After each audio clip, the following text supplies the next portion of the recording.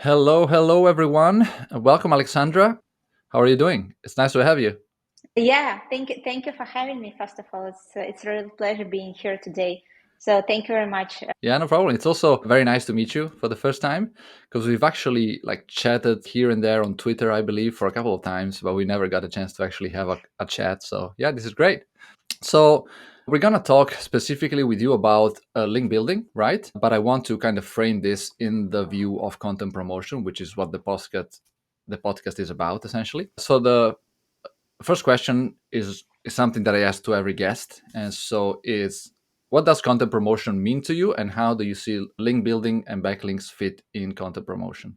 Well, I think nowadays it's an essential part of any brand strategy, right? Because being honest, I know only a few brands, especially if we talk about the digital marketing niche, that really have a big audience like HubSpot that might not need to promote their content, right? Because they've already built up their audience and people coming, to their blog, yeah, casually, basically, right? So, but for the rest of other, players, it's kind of, how you are going to tell your target audience, how you are going to reach your target audience without doing a solid promotion. And what we do right at our company, well, for sure that, it starts from social media platforms, right? So if you are from the B2B niche, then most probably LinkedIn, Twitter is something that should be on your list, right?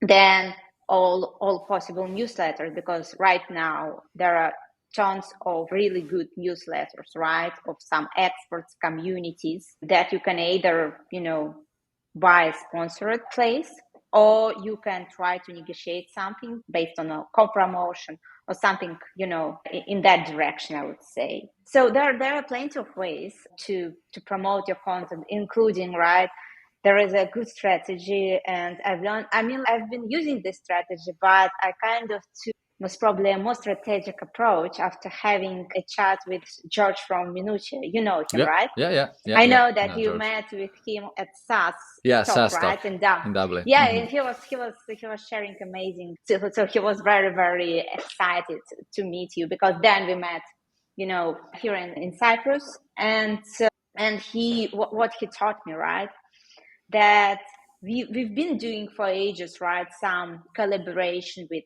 influencers and experts that I know. But what he suggested is kind of the next level, that, okay, so for instance, tomorrow I don't really want to, for instance, acquire as your client as video marketing tools, for instance, right?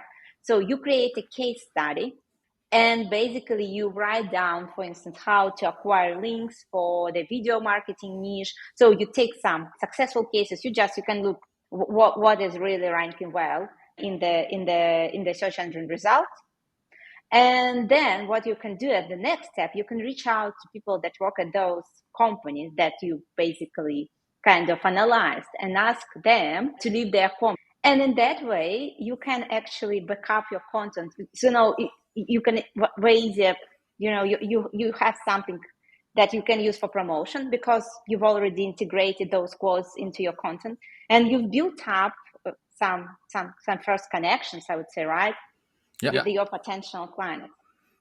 So yeah, that's awesome. I actually think I saw Minutia doing this pretty well. They've been publishing quite a lot of these case studies, so it's nice to kind of know the strategy behind it. So yeah, let's talk specifically about backlinks now. So you mentioned to me in a previous chat that links are not the number one ranking factor. So why do you think that is, and when do people need to build them?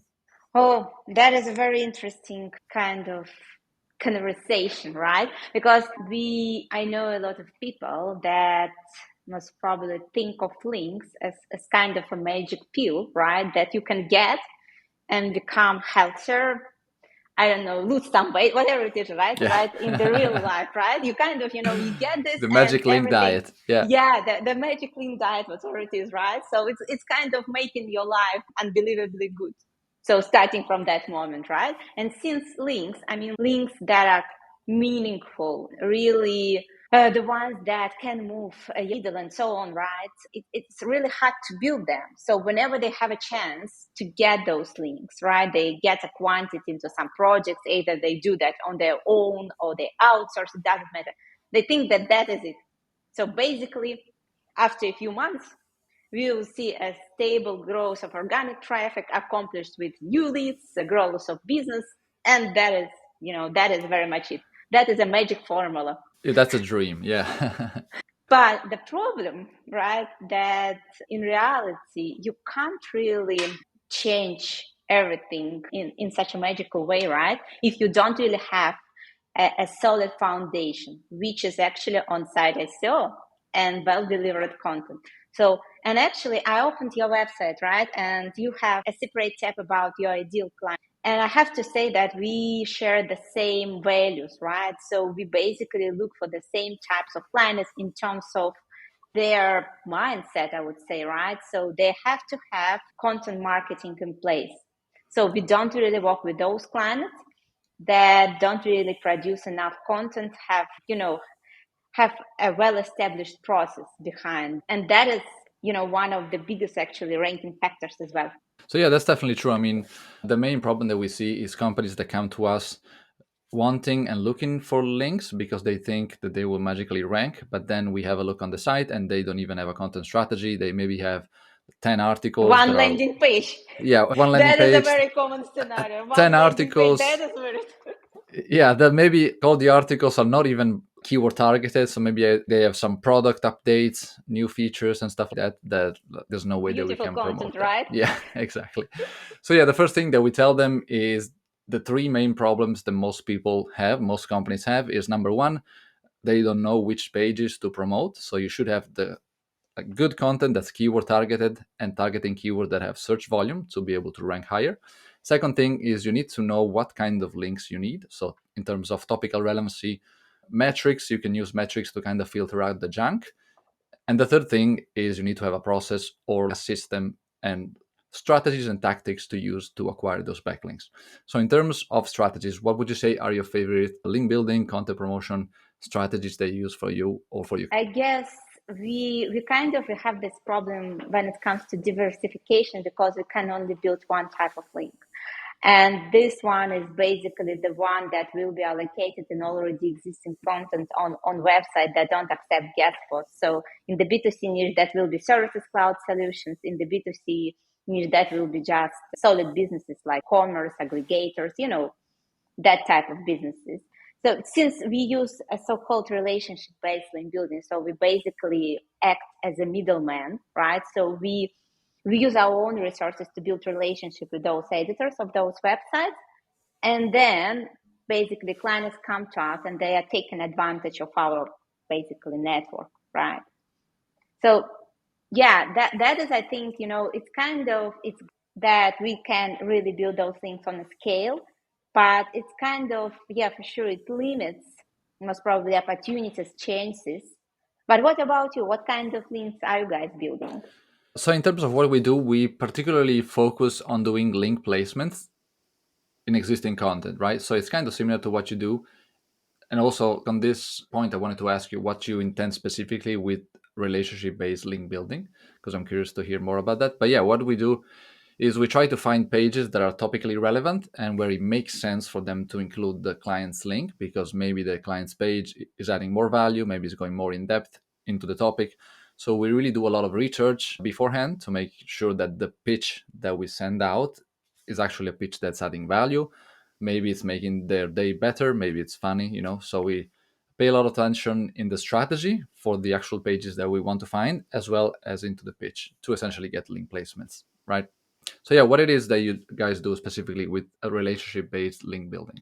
So basically the same, the process is the same, but instead of just sending features, right? I mean, sometimes we have to open a new niche for sure, or need to facilitate the process of searching some websites in the niche that we are currently working with, just because of the growth of demand and so on. Right? So the process is quite the same, but we just mostly utilize the same context, right? So we don't really need to do kind of, we basically we try to continuously look for new opportunities, right? We do outreach Okay. also, we have kind of, campaigns and so on, but instead of just, pitching our clients content, we are just testing the water. So we basically just using our own names, our own brand. So that is the process. Yeah, that makes sense. So essentially, you're building a network continuously so that when you have specific quality content that comes from the client, that you know who to send that content to, right? Yeah, kind of, working with journalists, I would say. Yeah, yeah, Well, okay. similar, but not the same, just because one more time editor, they might be from one side, less picky or more picky, and so on. And it all comes down to the quality of your relationship, right? Yeah, So, definitely. yeah, so how well people in my team can negotiate things. And so, does the quality of the client's content matter as well? Do you get pitches that are rejected because the client's content is maybe not the best? Oh, rejection, that is my favorite. We've been recently looking through them just because we have our internal CRM where we track everything. And I have a guilty pleasure of, reviewing all Oh, possible wow. comments and kind of choosing reject it and going one by one. That's painful. Yeah, but that, kind of reasons, they're always ridiculous. For instance, my favorite one from, not making any sense. And that is a rejection from an editor that we really know. So that is not a random rejection, right? So they are from the travel niche. They have a quite good business. They provide custom base for people that really want to get something super luxury, whatever it is, right? So very hyper personalized, something like that from A to Z. So you basically come and say, I want to get their rejection. So we wanted them to link back to a website. We have a very long-term client from a car hiring niche, well-known brand, in fact. Well, I can name them. That's not a problem. They were even listed in Fortune 500 as the fastest growing companies in Europe. It's called Discover Cars. Okay, awesome. Yeah. So yeah, and so they wanted, I don't really remember whether they pitched their main page or content page, it doesn't matter in this situation. The object, they can't really link back to any website in the travel niche because in their system, they are all competing with them. So basically, they can't really link to anything that Yeah, is exactly. relevant to their website. And that is preventing Google from crawling, the next website and actually so we had to do an education session because we were okay. I'm going to link, I don't really know, to the digital marketing website. Then no, we don't have the right content.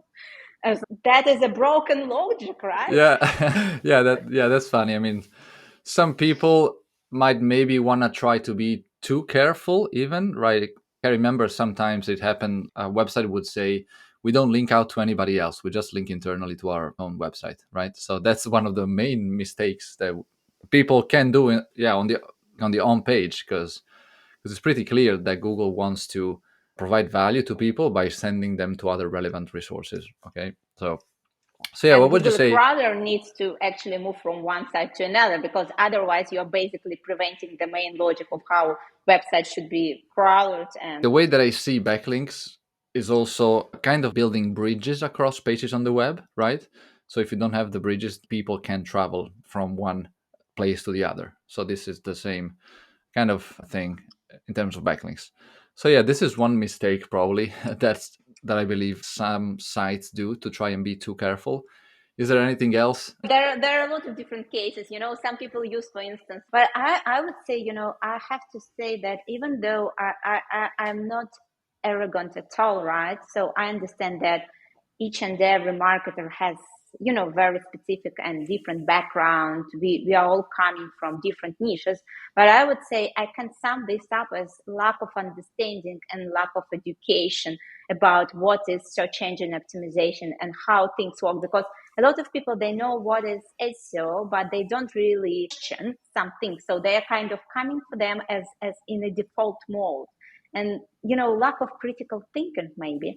Anyway, there are one more, my favorite. We are not going to link to this just because, we use Moz, for instance, and the domain authority there is not matching the one that you've shared in it. So we don't really think it's a good website. Yeah, this is one of my Uh, favorite as well. yeah, and then the next one. Our domain rating is, I don't know, 70. So we are not going to link back to anything that's beyond 70. Yeah, that's incredible. I mean, yeah, the fact that the people use domain rating as something to be able to justify whether they should do a link back or not. It's kind of crazy, especially because it's pretty well known that domain rating, domain authority, it's just basically vanity metrics. It's kind of, there's a correlation between high rankings and high domain rating, but it's not, it's necessarily the full truth behind how the results work, you know. Yeah, that is, that is what we tell. Basically, we have to do one more education session, basically showing the difference, explaining why it's not really something that you have to rely on. But yeah, that is very true. So yeah, I guess you're also acting almost as an education, an SEO education company to your pitches. Yeah, I think so. Actually, we'd love to create more a closed community where we actually have an idea of basically letting people most probably learn more about something that we really know. And I've been under kind of the impression that that is very basic stuff and everyone knows it, but it seems like it's not that at all.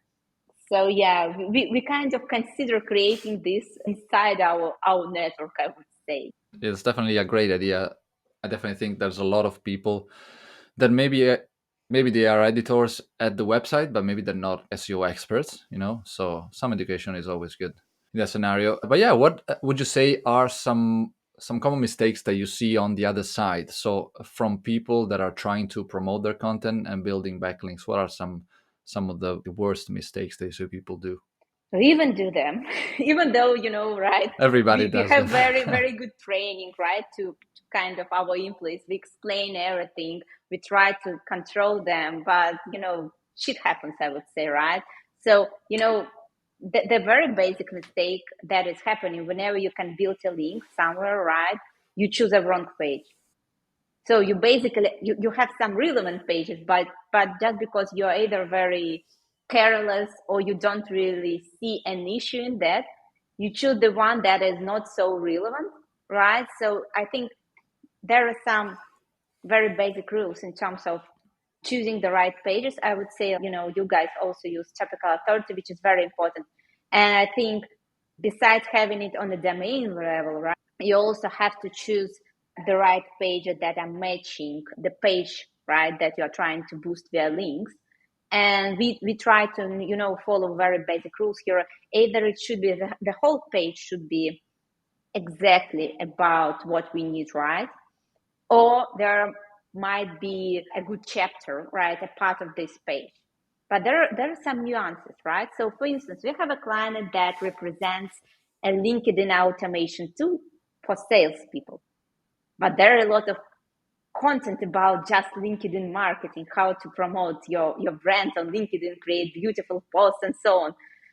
So basically, we had to really educate all our link builders on that. That is not okay. That is okay. Please be careful, but we still see some mistakes. Very, I would say, rookie beginner level mistakes. But if right, my team does those mistakes, then most probably someone that is not so experienced with link dealing most probably are going to face the same problem. So you have to see the difference and be very careful in terms of your link placements in order to avoid creating a wrong profile, right? A wrong thing that will be basically saying that you. Yeah, definitely page relevancy, but also domain relevancy.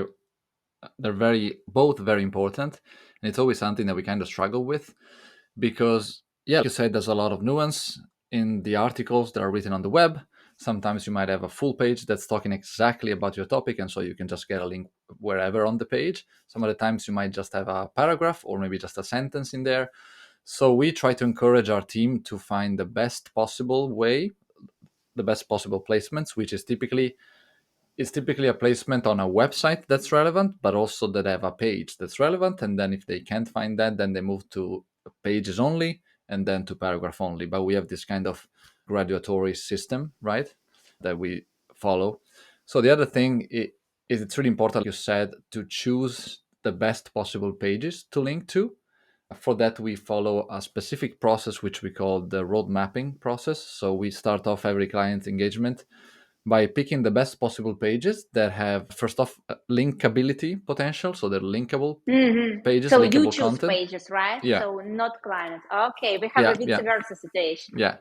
Yeah, so we want to try and give clients our point of view. So we get started with choosing the pages that are the most linkable, but then we also ask for input from the client so they can tell us this page is bringing in more signups, this page is bringing in more revenue, for example.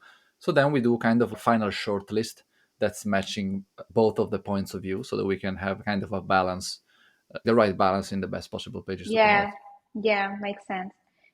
Yeah, we kind of take it a little bit from different angle just because we kind of think that, right, because we are not a full cycle SEO agency, right? We just do link building, but we do a kind of strategic guidance, I would say, right? We have a step that is kind of, it's the one that we can't really skip when we onboard a new client, which is called the backlink analysis wrapper.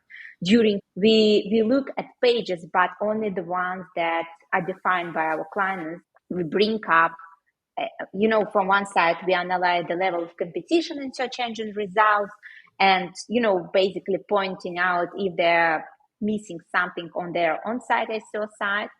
Also, kind of trying to relate the competition, and what's very important, create kind of a game plan at the end of the day. So basically, okay, this is the page that you want to boost via links. The current competition is this. There are some also risks if it's not really well delivered SEO, for instance, right? On site SEO, I mean, right? So you either have to fix this, or you have to take into consideration that we need to build way more links to close this link gap as well. So it's all about the number of links that you are going to deliver at the end of the day. So, what would you say are some of the mistakes on the on page side of things? Because we noticed that basically a lot of companies come to us with some content that is good enough, but it could be 10 times better if they only adjusted a couple of things. Because at the end of the day, the links that we build cannot be as effective if the content is not well optimized, right? So, what are some of the things that you guys tell the client to fix essentially?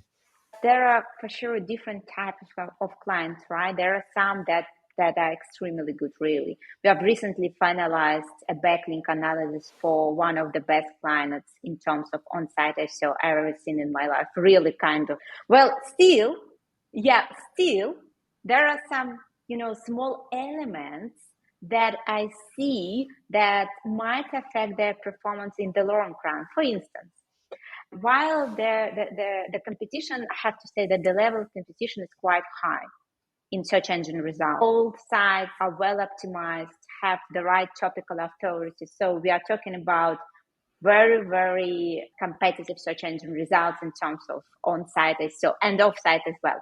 And there are one thing that actually caught my attention. So all their competitors, they're using so they're putting the real people as authors of their content, while they prefer to put something team, EAT, right?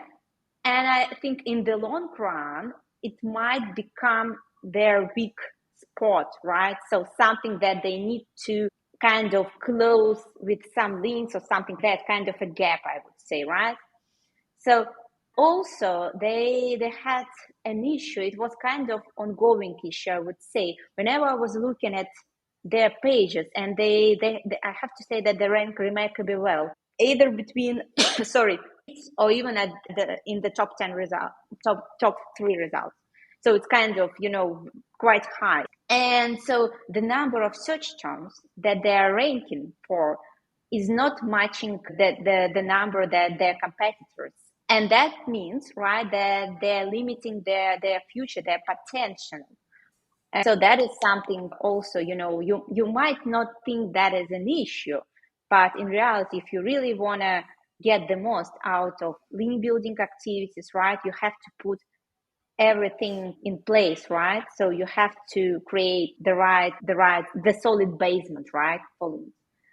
And if we talk about more basic stuff, right, for sure, URLs, not using keywords, using wrong keywords, misleading keywords, I would say. There might be some compound keywords that are kind of the same, but not the same, because whenever you look at search, whenever you search in Google by this keyword, you see that the website, the pages that rank there, they are not really matching the business of a client, right? Which means that it's not the same, right?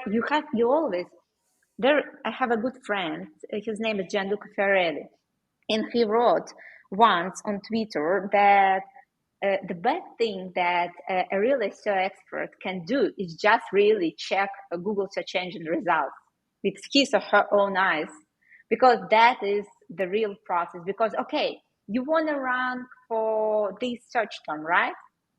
But does it really match your business? Does it really, does really Google look at things in the same way? And that is a problem, because sometimes Google doesn't really, right?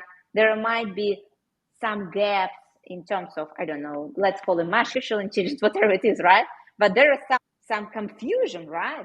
Based on what kind of Yeah, pages are ranking so it there. definitely makes sense. Something that I always say is that the secret is hidden in plain sight. Basically, Google is showing you what it wants to rank. And so this is why for us it's very important to make sure that the pages we promote are matching the search intent that's behind the keyword, and that it's also matching the content type. So we just had a client basically wanted to rank for two main keywords. The page that they were targeting for this keyword essentially was a landing page. And so we checked the top 10 ranking results, and all of them were blog articles. Top five tips for this, for That that. is a quite big link gap. Yeah. So essentially, we told them there's no way that we can't rank this page higher because it's not matching the content type that Google wants to rank. So if you guys want to rank for this keyword, then you're gonna have to write something similar that's better, maybe, than the other pages that are ranking. So is this something that you see as well? Well, I would do it in another way. If a client has money, why not to take it? So you basically tell, okay, that is extremely hard. Take a look at search engine results. You have to build, I don't know, 3, 4, 500 links.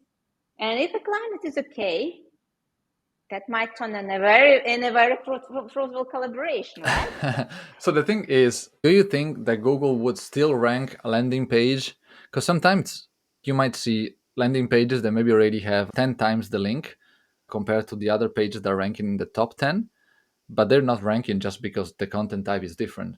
So I truly believe that for specific keywords, Google might want to show a different type of content, right? So this is why I think, so if the top 10 ranking results are blog articles, I truly believe that Google wants to show people some blog articles, some informational content, because maybe they've gotten signals from the searchers that this is what they like. I mean, it's quite, questionable. I mean, I agree from one side, but then I saw a lot of search engines that result that were obviously made up, if you know what I mean.